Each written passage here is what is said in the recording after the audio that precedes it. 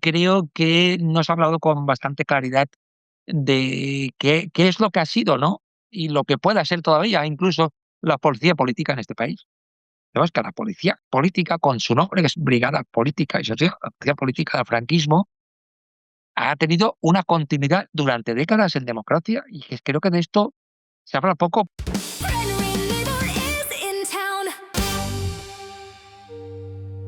Si condenas a jueces, te iba a sacar precisamente el caso de Salvador Alba y te iba a sacar el caso del juez Fernando Presencia, que está en prisión provisional, precisamente por haberse dedicado presuntamente al negocio del bulo, montando, pues eso, mentiras, montando denuncias falsas para agredir moralmente y al honor de determinados objetivos, ¿no? Pero hay más jueces, o ha habido, mejor dicho, más jueces en la cárcel por cometer actos delictivos. Y ha habido varios casos de jueces en su momento. Uno de los jueces que estaban destinados en Marbella se consideró que había colaborado con toda la trama corrupta de la ciudad y fue condenado. No recuerdo ahora un juez de Barcelona, que era además fue vocal del Consejo General del Poder Judicial, nada menos, que se consideró que recibiría sobornos por dar tratos de favor en el ámbito de determinados delitos económicos y también fue condenado. Sí que ha habido diversas condenas por lo que podríamos considerar corrupción judicial. Hay gente que puede considerar que debían ser más, igual otros piensan que debía ser menos, pero vamos, ha habido algunos casos. Tampoco somos tantísimos jueces. Además, yo quiero subrayar una cosa para que no se nos olvide tampoco. En España, el 99% o más de las resoluciones judiciales no generan ningún problema, son correctas. Eh, la sociedad las percibe como adecuadas. Son una minoría de casos que habitualmente coinciden con temas muy sensibles para la sociedad, los que son más discutidos y más discutibles. Yo, francamente, he instruido muchos casos de corrupción. Yo estoy destinado principalmente en juegos valencianos, llevo 22 años como juez. He tenido casos de este tipo, pero esos casos, para el volumen total de lo que recibimos, son casos minoritarios. En la mayoría de los casos, yo creo que el Poder Judicial actúa de manera correcta. En los casos más politizados, sí que puede haber problemas. Y yo vuelvo a lo que nos dicen los organismos europeos. Necesitamos más apariencia de imparcialidad en los altos tribunales de nuestro país, que son los que controlan a quienes estamos en los juzgados de trinchera. Yo creo que con reformas de este tipo, probablemente la ciudadanía percibiría más apariencia de imparcialidad en el conjunto del sistema judicial. Y de hecho, los estudios que se han realizado en el ámbito europeo y también en el ámbito español, la ciudadanía percibe que cuanto más politizado es un caso, más sospechas tiene sobre la actuación judicial. Esa es la percepción que tiene también la ciudadanía. Por tanto, yo creo que ahí sí que puede haber problemas que tendríamos que analizar y ver cómo resolven. Em, Hay una frase que dice un amigo mío periodista aquí de Sevilla que es que no hay nadie más poderoso que un juez de instrucción. No sé Sí, si tú sí. compartes. Esto parece que lo dijo Napoleón ya, hace muchos Ah, años. sí. Sí, Ah, bien, bien, bien. Tenéis un sí. poder, no voy a decir absoluto, pero tenéis el poder El de cargaros un instructor gobierno. puede decidir sobre la libertad de cualquier persona de un día para otro, sobre su patrimonio, puede intervenir en sus conversaciones, lo más privado, el núcleo básico de su intimidad, en sus conversaciones, en sus mensajes, en todo su entorno personal, familiar, de amistades. Eso es así, pero todo gran poder conlleva una enorme responsabilidad.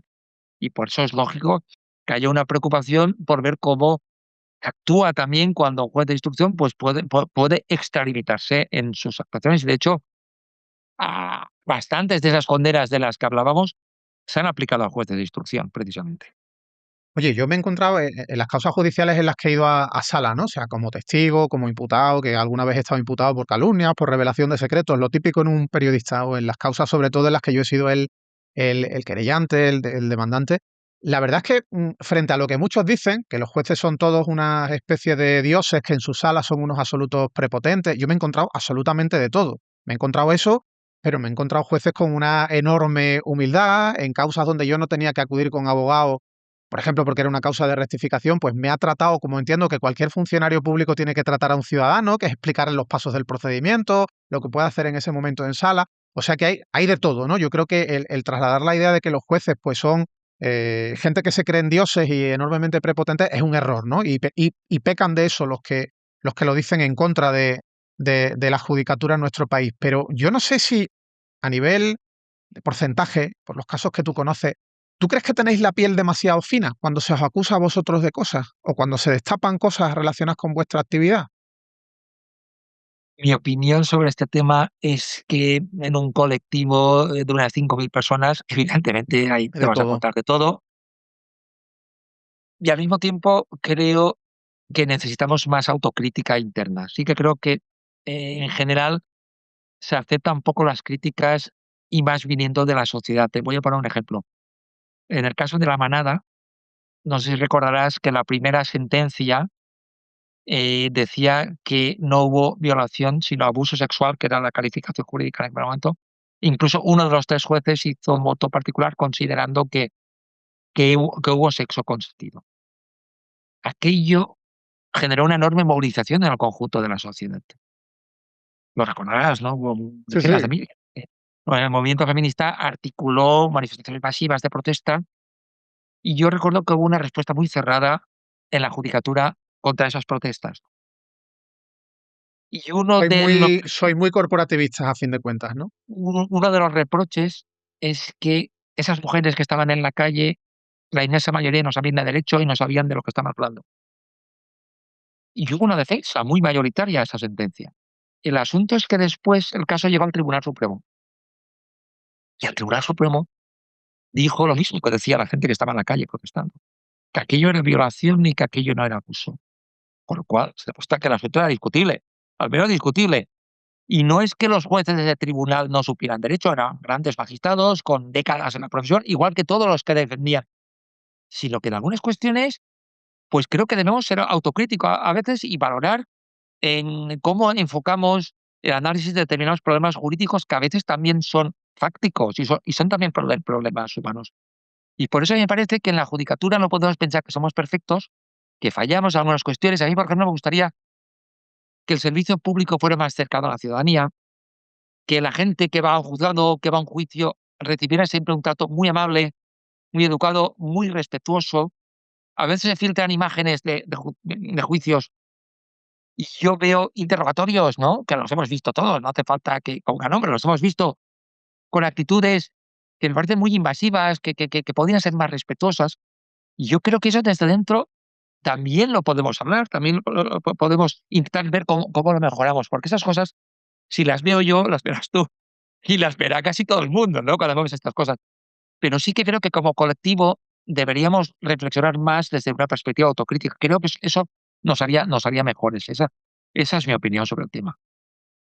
Fíjate, a mí solamente me han juzgado una vez en mi vida, de momento, por calumnia, me absolvieron, y el juez fue extraordinariamente respetuoso conmigo, en ningún Claro, momento claro que me sí, trató por eso mal, digo que a saber de todo. y, y yo era el acusado, y no me sentí incómodo en el sentido de que me estaban sometiendo a algo en lo que el juez iba a por mí, ni muchísimo menos. Además, no era el juez instructor, evidentemente, era un juez que se encuentra el caso, entre comillas, de nuevas y tiene que tomar una decisión sobre la base de lo que ocurra en el juicio. Pero también me he encontrado jueces un poquito prepotentes en la forma. Incluso he llegado a ver en las redes, pues una jueza que a un señor le decía que no se podía cruzar de piernas en sala. Y cada maestrillo tiene su librillo, tienen sus criterios sobre yo, por ejemplo, nunca he dicho nada de este tipo, más bien porque además yo noto como juez, y eso te habrá pasado a ti como ciudadano, que la gente está muy tensa, está muy nerviosa, es comprensible. La escenografía judicial suele impresionar a todo el mundo. A veces te puedes jugar mucho en un juicio. Intento siempre que tanto los letrados y letradas como las personas que están ahí se sientan cómodos. Evidentemente, siempre te son un respeto institucional, pero yo sé que cualquier palabra que pueda intimidar a una persona, incluso a un letrado, eso va a generar una interferencia. Por tanto, yo creo que hay que tener cierta flexibilidad, obviamente, hasta unos límites, y mi impresión es que la mayoría de los jueces y juezas de este país actúan correctamente en estos ámbitos. Pero tenemos que ser autocríticos. No podemos decir, como yo veo muchas veces entre mis compañeros, que somos la perfección absoluta, que tenemos la mejor judicatura del mundo, que no fallamos nunca. Eso no es posible. Y cuando incurrimos en esas actitudes corporativistas de que todo es perfecto y que todas las críticas son inaceptables, toda la ciudadanía se da cuenta, ¿no? de esas visiones corporativistas. Y que, por ejemplo, una de esas excepciones es que tenemos una judicatura que en líneas generales es poco sensible en aspectos como la violencia machista, por decir algo muy concreto. Y que esto se debe, en buena parte, a una formación insuficiente en perspectiva de género. Y lo digo con conocimiento de causa. Yo he estado en espacios formativos de perspectiva de género y he percibido esa falta de interés de compañeras y compañeros, esa necesidad de la propia formación, en el que yo detecto problemas. Por eso que en determinados ámbitos no podemos decir que somos perfectos, que todo el mundo está muy sensibilizado, muy concienciado, porque hay margen para mejorar, bastante. Y creo que, si la ciudadanía percibe, eh eh esa humildad de reconocer que no somos perfectos, que hay espacios mejorables, también mejoraremos la imagen del sistema judicial, y esto yo creo que siempre será positivo. He puesto el ejemplo de la jueza que le decía a un señor que no se podía cruzar de piernas, porque esa jueza días después a una señora la dejó cruzarse de piernas y era de un partido político un tanto antagónico, el primer señor y la segunda señora, y me llamó poderosamente la atención. Yo ahí vi algo de sesgo ideológico en la decisión de la jueza, ¿no? Pero cuando tú me hablabas de ese problema de la falta de sensibilidad de algunos jueces o incluso falta de formación, ¿no? En materias como la violencia de género, que evidentemente me parece gravísimo, también me llama poderosamente la atención cómo se puede tener la noción de que, bueno, hay jueces más especializados en el derecho penal, otros en el derecho mercantil, administrativo, y cada cual está en un juzgado, y si no estaban especializados de primera, se especializan sobre la marcha en cuanto les asignan, ¿no? Pero es que cada parcela del derecho es extraordinariamente amplia, es decir, un mismo juez puede determinar si hay o no difamación, intromisión ilegítima en el derecho al honor de alguien que es víctima de un bulo, y ese juez sentencia sobre usura en un préstamo personal, porque es el mismo juzgado el que lleva ese tipo de procedimiento. Estamos hablando de derecho civil, ¿no? ¿Hasta dónde es necesario un mayor nivel de segmentación de los juzgados o la cosa crees que está bien como está? Mira, yo, un día puedo intentar entender, cómo, se practica una, operación de reducción de estómago con toda la terminología que se me presenta. Después puedo intentar analizar, los elementos de una autopsia en relación con, los perjuicios personales que ha sufrido una persona, incluso en caso de muerte. Analizar el hundimiento de un edificio con todos los muertos que se han generado. Al final hay instrumentos, yo creo que suficientes en líneas generales. No haría falta más segmentación, porque allá donde no podemos llegar, hay instrumentos periciales que nos pueden ayudar a entender todo lo que sea absolutamente necesario, pero es cierto que, los jueces tenemos que a veces aterrizar en espacios que pueden ser extremadamente complejos. Yo, por ejemplo, que soy conductor tardío, he tenido que entender todo el engranaje interior del motor de un coche, ¿no? Y que te lo expliquen peritos que a veces dicen exactamente lo contrario. Y evidentemente no podemos hacer juzgados separados para resolver sobre averías, en un coche, para resolver sobre el honor de las personas y para resolver sobre operaciones que han generado un homicidio imprudente o han generado daños. Por eso digo que creo que en líneas generales, en este espacio concreto que he comentado de la segmentación, no me parece que tengamos grandes problemas. En cualquier caso, yo creo que dos recetas claves, una humildad, la has dicho, y otra Sí, reciclaje permanente, ¿no? sí, sí, sí. Y una formación que esté adecuada a todos los cambios, porque cuando yo tomé posesión de mi primer destino hace más de 20 años, ni la sociedad era la misma. Fíjate, que te estoy hablando de justo cambio de siglo, cuando Internet prácticamente era el correo electrónico que manejaban unas pocas personas en aquella época. Fíjate lo que ha cambiado toda la sociedad. Pero es que las leyes no eran las mismas, el ordenamiento jurídico tampoco era el mismo. Han cambiado muchísimas cuestiones y esto implica un reciclaje continuado, y para esto el Consejo General del Poder Judicial efectivamente es muy importante en el ámbito formativo, pero también las juezas y los jueces tenemos cierto deber moral de no esperar tampoco a que nos impartan esos espacios formativos, sino a estar al día continuamente con los cambios legales, la jurisprudencia que cambia cada día. Cada día se dictan sentencias nuevas por parte de los altos tribunales y hay que estar al día para saber cómo va cambiando también las líneas jurisprudenciales. Porque además en nuestro sistema el derecho está en las normas, no ocurre como en Estados Unidos, que todo se basa en sentencias anteriores, ¿no? Pero evidentemente siempre tienen peso que hayas determinadas sentencias potentes, algunas que han creado jurisprudencia, y hay veces que igual los jueces, algunos jueces, pocos jueces seguramente de esos 5.000, casi ninguno, pero bueno, habrá algunos que están un tanto endiosados y tienen la noción de que no necesitan tanto reciclaje, y igual es justo lo contrario lo que hace falta en algunas materias que son hoy en día claves, ¿no? Como las relacionadas con la violencia de género, por ejemplo. Y efectivamente, ha habido cambios últimamente, ¿no? Estamos hablando de la violencia sexual, por ejemplo. Ahí se han ido generando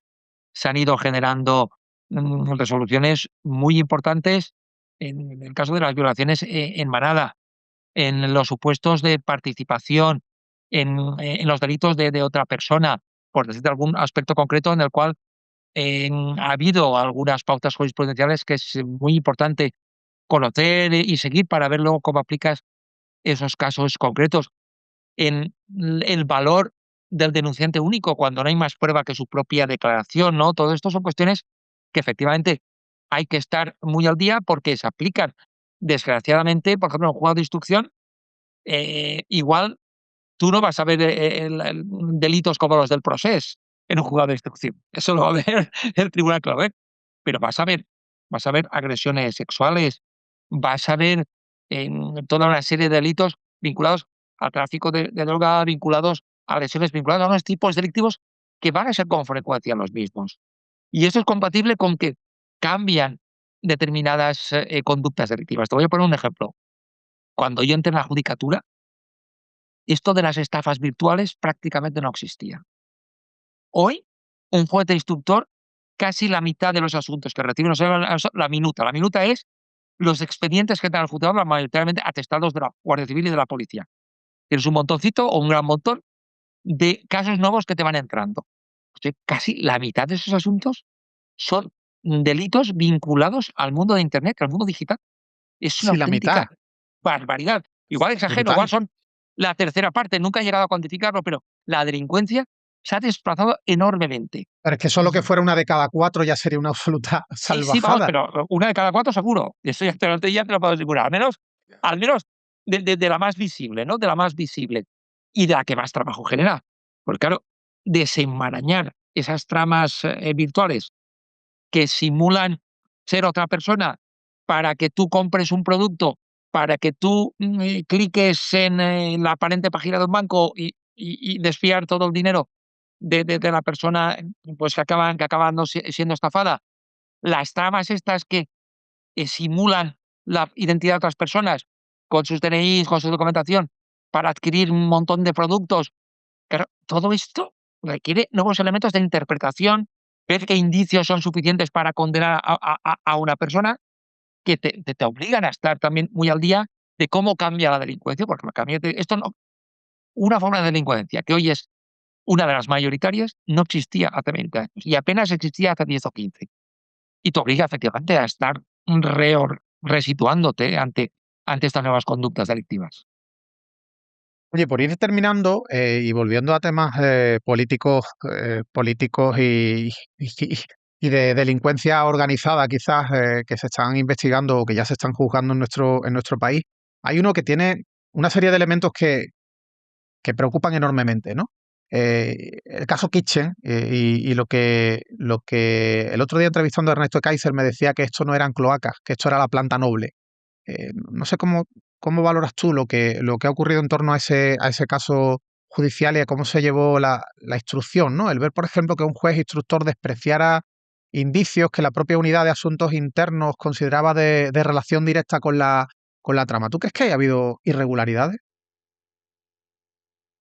Y respecto al primero, lo de la planta noble, a mí me parece un caso de extrema gravedad. Para mí es uno de los, si en España se puede producir en el ámbito de lo que es el abuso de poder y la amplia corrupción de Estado, entre los 3 o 4 grandes casos del Estado, el caso Kitchen, porque no olvidemos que no es que alguien mete la mano en la caja pública, que ya puede ser muy grave en determinados ámbitos, sino que desde presuntamente, según los hechos de la investigación y según las acusaciones, tenemos que ver la sentencia, pero lo que está juzgando es esto, que presuntamente la cúpula del Ministerio del Interior, a cuya cabeza estaría el ministro, su secretario de Estado, y la cúpula policial de este país, con el director operativo y los principales comisarios del país, o habrían organizado presuntamente una trama para impedir la aplicación del Estado de Derecho, para torpedear la acción de la justicia, para apropiarse de pruebas relevantes y neutralizar una investigación judicial en marcha. Y esto, ya digo, no en la periferia del sistema, sino en el núcleo central del aparato policial del país. Si un aparato policial hace esto, es evidente que puede hacer cosas iguales o incluso peores. Pensemos en el caso Gal, por decir algo que todavía me pareció más grave en su momento. Mm. Se habla de grandes casos, el caso Gal es un caso tremendo, ¿no? De operaciones de los aparatos policiales del Estado. Esto en un plano diferente, pero nos habla de cómo se utiliza el poder desde la planta noble, como dice Kaiser, que me parece una metáfora bien pensada, ¿no? Claro, esto plantea a su vez incógnitas que sí que son relevantes en relación con, como decías, de la instrucción del caso. Si supuestamente esta operación se realizó en beneficio del Partido Popular, que es el que podía ser extremadamente perjudicado por los datos que podía tener en sus manos el tesorero del partido, parece lógico deducir que alguien del partido tenía que haber dado esas órdenes. Y eso no era cosa del ministro del Interior, que no tenía ningún cargo orgánico de relevancia del partido.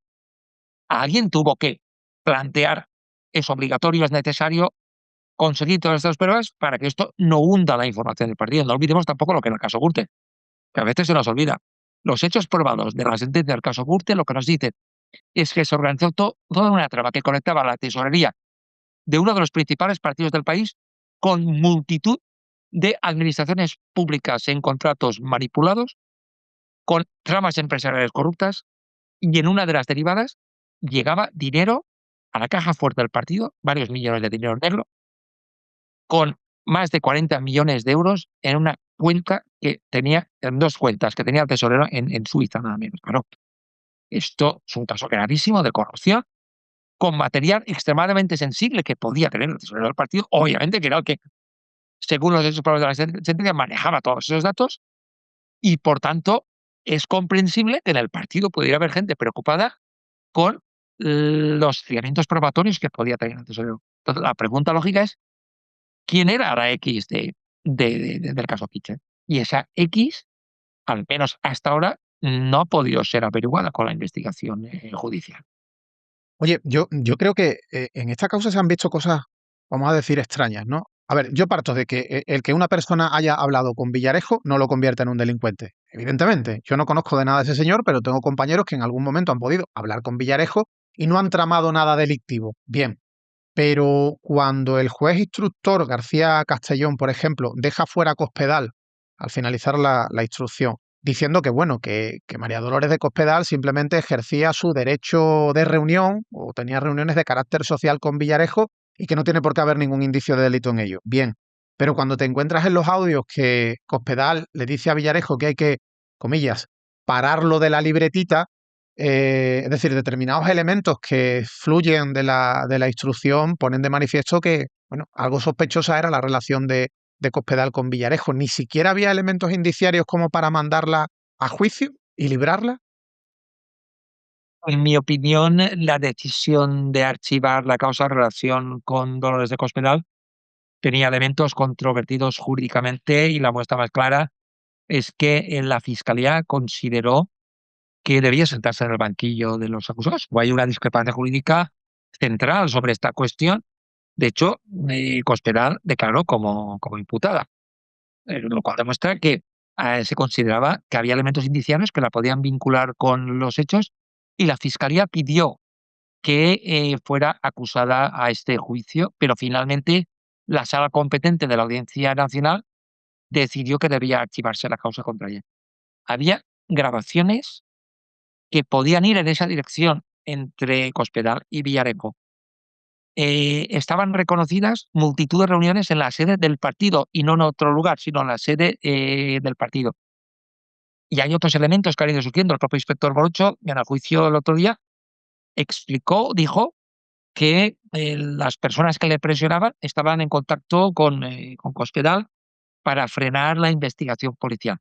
La Fiscalía valoró que todos estos elementos indiciarios eran suficientes para poder presentar acusación contra Cospedal.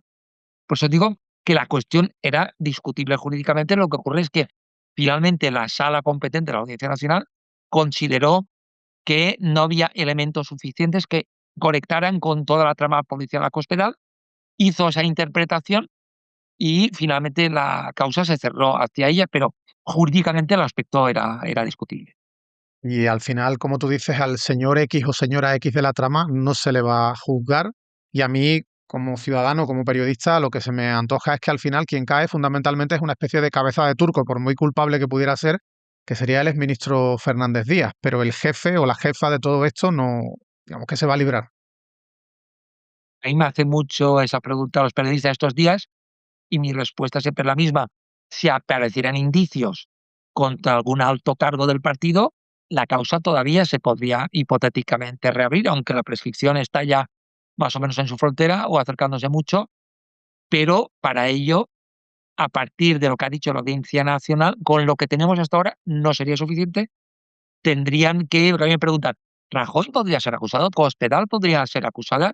Si aparecieran datos nuevos, por ejemplo, hipotéticamente, si apareciera algún audio que implicara a Rajoy o a Cospedal, estoy haciendo política ficción, ¿no? Pero bueno, para entenderlo, ordenando algo a algún bando policial o al ministro del Interior, a quien sea, desde esa política ficción, ¿no? Desde esa hipótesis, una cosa así podría reactivar la causa contra ellos, con una nueva investigación que partiría de cero.